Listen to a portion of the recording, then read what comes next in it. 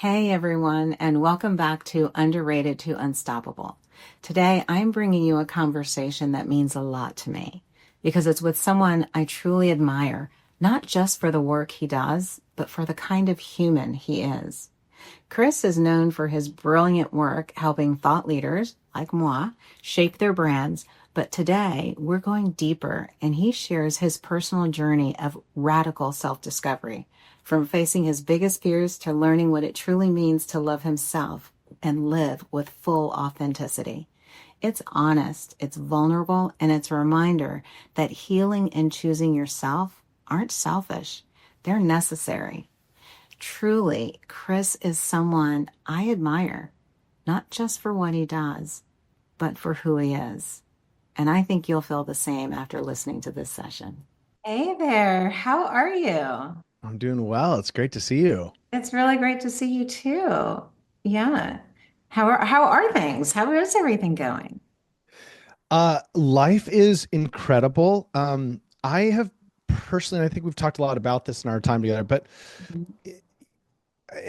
it was like I was going for it, and then the last couple of years decided I actually know that we can heal in our lifetime, that we can become like fully integrated humans, and Mhm. um, have gone as fully into that as possible, and that has caused the most beautiful and like incredible outcomes, but also the most difficult, looking at all the stuff that I didn't want to look at in every corner of all the hair barriers and all the hidden spots, and Right. facing a lot of the greatest fears. And so it's been a very, very transformational, incredible, and difficult last couple of years. Wow. So what does all that mean? Has it changed your business? Has it changed? Certainly it's changed your outlook, right? Yeah, it's truly changed every part of my life, Uh-huh. every single component of it. Um, Right. So, I mean, the business still, we still do the same kind of work, same everything, but Uh, um, just the personal, I think, has shifted. Yeah, it certainly began in 2021, so it's been 4 years now of Okay. consistent shifts. But Uh-huh. um, everybody's on their own journey. Right. Even in 2022, a world-renowned psychic named Ainsley McLeod said, in this life you wanted to heal, fully Right. heal, and Mm-hmm. this will be your last time here if you want. Like that's kind of your intention on Right. this. And he said, but you're like a car in fourth gear with the parking brake on on the freeway. You got to take the Oh, parking brake wow. off. You got to get into fifth or sixth gear, and you got to start going. And I could feel it like a wind behind my back. Like I could Uh-huh. feel everything in me ready to shift, but I was so Right. afraid of what it would mean.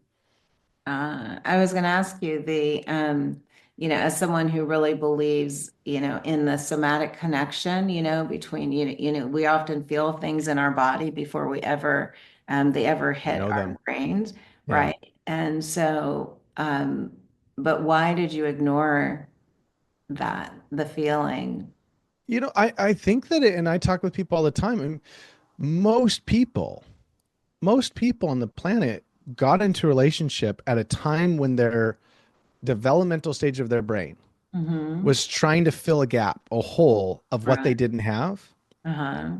It almost no relationship started out of I have deep self-love. Right. I'm as happy as I could feel like I could have. I don't need to be in a relationship, but I Right. get happier and better when Mm-hmm. I'm with you. Right. But most of us have no idea how to listen to our body, let alone what it Right. means or how to make that Yeah. change. And then if it does, it's like, but that's the thing I'm most scared of. If I'm myself, I'll end up alone. Right. And so, But there's the other side of that. If you're yourself, you might not end up alone, and well, you might end up if you have happy. yourself, who you really get to a place where you're so happy you don't mind. Right. And the thing that I'm always interested in is, when did people figure out if they have or their journey around understanding that they are enough and how did that change their lives, right? And the important thing about that is that when we're struggling with, are we enough? We think that we're the only ones, right? That everybody else is walking around and they're sure of who they are, they're living it, and we're the schmucks in the corner, like, begging for approval or something. Right. But that's not true. And so I thought, well, I'm just going to put those two things together. And I ran downstairs and I wrote out like the invitation and sent it out before I could even change my mind. I Like, love it. and the thing that's been really is I thought I would get like, okay, if 12, 15 people respond, I'll record and then I can drop one a month. And that's fine, right, with me. I have like 55 people who've said they do it, which is so great because now different people will see um, people, maybe someone who's like them, right? That says, oh my gosh, I have always felt that way. And I Hmm. didn't have the courage to do something or whatever. And so that's kind of how this came about. And so I just sent it to people that I really like, I admire, I think who are doing cool things, and it's like the viewers, will be just like dropping in on a conversation that we're having, right? It can be about business. It can be about life. It can be about nature. It can be about anything, right? As long as we answer that one question at the end, right? Which is, when did you know that you were enough? So that's kind of how this just kind of came about. So it's not so much an interview as it is a conversation, but I want to know more about this kind of metamorphosis that you were going through, and it takes courage to do that. That's the thing, right? Is even if there's something going on and we know it, the easy thing to do is to pretend like it's not there. Yeah. The hard thing to do is say, okay, I've got to change this. Yeah. So tell me about that. I mean, how do you what makes you get to that point? Don't mind my interns back there, you I know. love it. Well, I have learned that we're on our own journeys, right? And in my experience so far, I've just been since I was little, but especially through college, I've been obsessed with personal development. I Mhm. want to know, how do we grow, Right, right? And right. so if I've looked at kind of the core values, one of them is spiritual growth is like my Mhm. highest value, and I think we're here to grow and learn. And the Right. second is courage. Hmm. And when I was 36, a friend said, "Hey, I know someone who can do this really unique thing, and most people, some people can understand it, some people can't, but he can channel as much of love or source or God or whatever we want to call that on the other side, the fullest kind of source can come through him." Wow. And he goes away, and they're there. And if you want, you could have a conversation with them. I want to give it to you as a birthday gift. Cool. Yeah. And so I began to speak with this non-physical entity, Mhm. Right.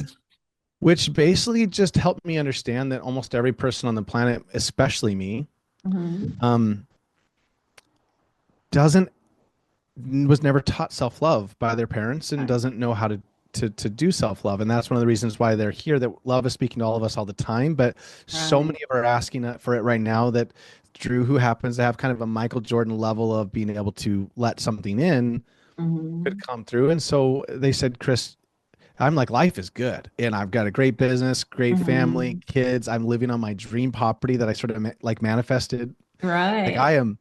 things are good. And they were like, Chris, you have no self-love. Oh my gosh. And that was so hard to hear because I'm like, I'm pretty sure I do. I've worked on myself for years and years and years, and I think I do. And um, I didn't at all. Yeah. And the real truth is that it was so hard to admit to myself, and it still is, but I actually I hated myself. I think most of us do deep down and don't know it because we're not taught how to not it has nothing to be taught feeling from the people who we look to for love, that they love it and truly accept us. Uh-huh. And I was doing the usual. I was living off of how, how successful and how much help I was giving in the world and how much good I was doing in the world and all the things that made it so that whenever I looked at myself in the mirror or the outside world reflected back to me, Hmm. all the things were there. Lots of messages on birthdays Right. saying that you changed my life. Lots of clients saying, "Hey, this changed my life." Like I'm doing good in the world, former director of an orphanage. Like, I Mhm. know I love myself because everywhere I look, people love me. Ah, those are two very different things, though, Hmm. right? Which is Hmm. amazing because, and I'm sure you hear this a lot, but you are one of the greatest people that I've ever met. Right? When we worked together, it was like, oh my gosh, this was just amazing. Chris is an amazing individual, but I will tell you that I knew you were struggling with something. I didn't know Hmm. what, and we didn't know each other because I couldn't really say, okay, Chris, let's have a really deep conversation about what's going on. That would have been so inappropriate. But how did you realize that the feelings that other people had for you, you didn't have for yourself? Yeah, I don't know if it's possible without a guide, right? Uh-huh. And that I was so fortunate to have this guide where it's like whatever they are, it helped me see Hmm. this. And one of the books that helped a lot was there's a book called Heal Yourself by Louise Hay. Have you ever Hmm. read that book or know that book? No, It's not a I haven't. it's I'll not have a to look. book. It's just that she had stage 4 cancer, right? And I know you've gone through your own cancer journey. Right. And she learned where energy gets trapped in the body because of the Hmm. way that we're living, right? Right. And she actually healed her whole body just naturally from stage 4 cancer to totally, it was all gone, not just like in remission, but just non-existent in her body. And Wow. one of the things that she did, and this has just been shown to be true over and over, is it's not a book. It's just you can look at any symptom in the book Hmm. whatsoever, and you can it'll show why the energy is getting trapped there.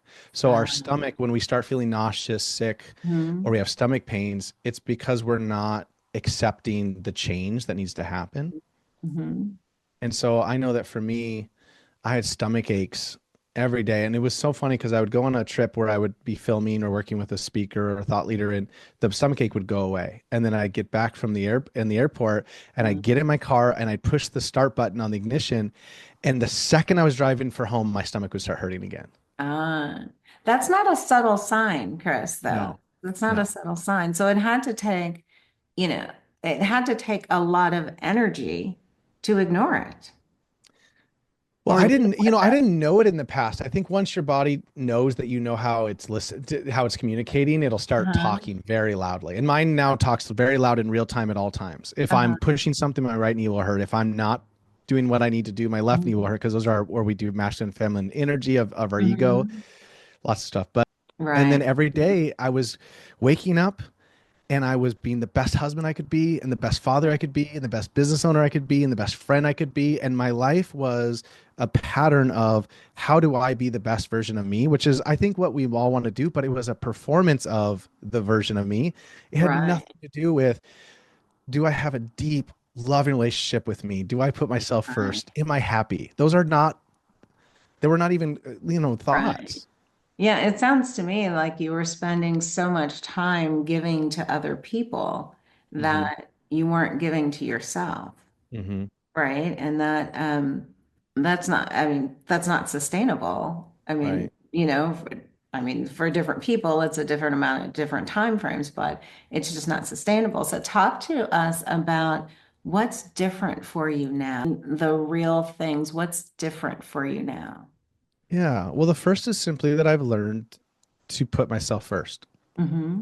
And when people hear it, I will tell you 60% of 70% of my friends, family connections stopped being connections for me in Hmm. this process. Yeah. And many people said I was very selfish to do what I did.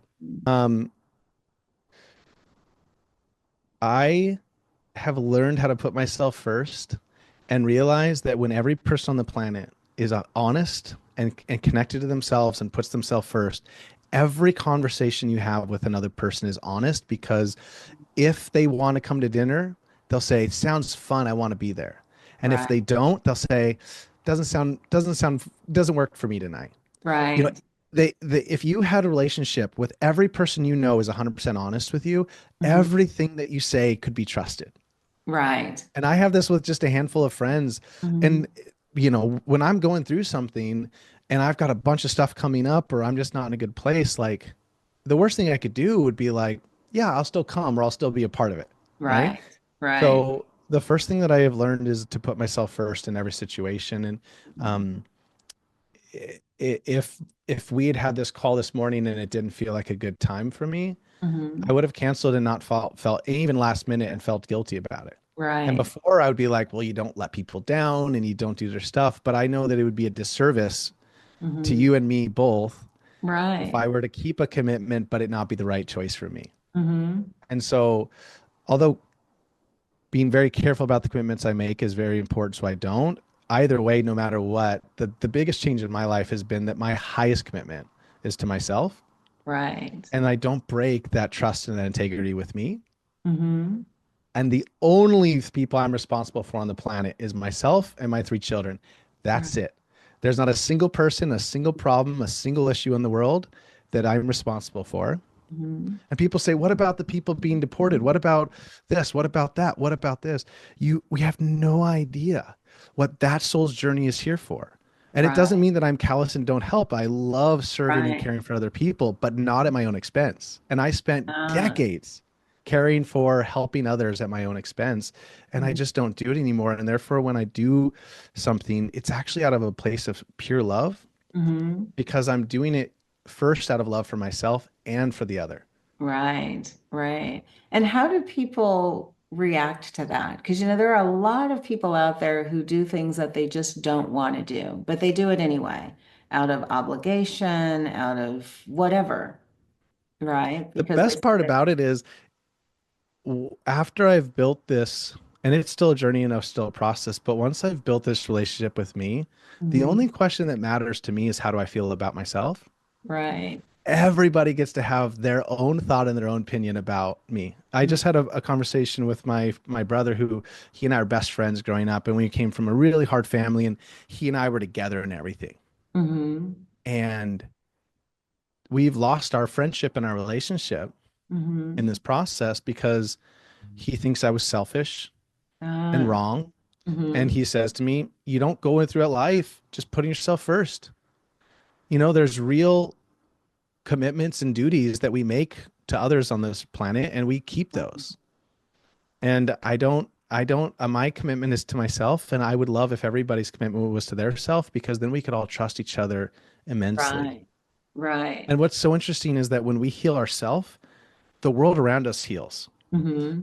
And then, the Rumi quote, right? When I was young, I tried to heal the world. When I was old and wise, I just tried to heal myself. Right. That's kind of the biggest shift that has happened in my life is that I love, if you gave me a week, there's no way I wouldn't go and serve and work with people. I love helping people. I think Right. no matter what, you could get billions of dollars. And you and I both know people, and I've worked with many Mm-hmm. people who have now made as much as you could possibly make. They have Right. everything you could possibly have. You get to that place and you're like, this doesn't satisfy, Right. right? We Is all this naturally it? want to help and serve and love other people. It's a Right. part of who we are. So I wouldn't ever go a week without wanting to serve and love other people, Mm-hmm. but never, ever at my own expense. Yeah, makes sense. Yeah, it's funny because my husband and I have this conversation frequently about obligation because he's a preacher's kid, and he really feels obligated to do a lot of things. Hmm. And there's very little that I do out of obligation, right? And some of it came because of my journey with cancer. It was like I'm very much aware that I only have so much time and so much energy, and I get to choose how I spend that time and energy, right? Yeah. And if I'm going to do something for someone, I'm going to do it out of love, not of obligation, not out of obligation. I just don't buy into it. And it's always an interesting conversation with him. And it usually ends up with something like, look, when I'm old and sick, don't take care of me out of obligation. Leave me alone, right? Because that's the last thing I would want. If you're going to tell me I'll take care of you because I love you, great. But if you're there out of obligation, you're not doing either of us any good, Yeah. right? And so do you think by learning to love yourself that you are better able to accept love in a different way? That's another thing too, is that when people would compliment me earlier on, and this is years ago, but Mm-hmm. I didn't know how to take their compliments and take Mm-hmm. them in because it was more of a performance than it was coming from an authentic place. Right. Mm-hmm. Um, I host a retreat every year, and we just did it this weekend. It's called the Align Retreat, and people always Mm-hmm. say it's completely life changing because people Right. unlock things. And Mm-hmm. someone in that retreat said, many people said very, very kind things. Mm-hmm. And what's amazing now is I can let them soak in, Uh, and they feel wonderful, like gifts, mm-hmm. right? They just feel like a wonderful gift, and that comes in, and it feels warm and it feels real because it was real when it went out, Right. right? Right. And then it's gone. I don't even think about it the next day, right? Mm-hmm. Because again, before my worth was based on how much impact and how Mm-hmm. much good and how much I'm doing in the world. And now I truly do know that I could live on an island with a ukulele and feel happy in my heart and not help another person on the planet, and I would have just as much worth and I Right. matter just as much. Mm-hmm. There's no we matter because we've done. Right. Right. And that was the big shift that happened for me. And I wish it for every person on the planet, they would get to a place where they spend their days doing what feels good to them, loving Right. themselves without any obligation to serve or care for other people. And what happens when you do love yourself immensely, since you feel like you've won the lottery every day, Mm. you want to serve and love and care for other people. It's like Right. a part of it. Right. Yeah. It just, Not out yeah. of getting something anymore. Right. It's not about worth anymore. It's not about getting because that comes from me. Right. Oh, that is so beautiful. And I know we're running out of time, but I have to ask you the $1 million question. Mm. Tell us about the moment, the time, the journey, whatever it was when you realized that you were enough. Yeah. It's such a funny moment, but I'm glad we're having this conversation now. It couldn't have happened a year before for me, right? Hmm. Um, in October of this year, it was Wednesday. It was like 2 p.m. I had finished my work. I didn't have my kids because I'm divorced and now we share kids, and it's Right. two days with her and 2 days with me and and it's beautiful. And that took a while to get over the guilt of that. But Oh, I'm sure. Hmm. I had this free afternoon. And one of the things that people won't tell you about divorce, that is like the secret among divorced people, is that you get half of your life back as an adult. And when you're with your kids, Right. you're twice as present because you love every minute of it. So Right. people actually done all these studies, kids have more present parents after it. Anyway, so Mm-hmm. I had the afternoon free and I went and just took myself to a movie.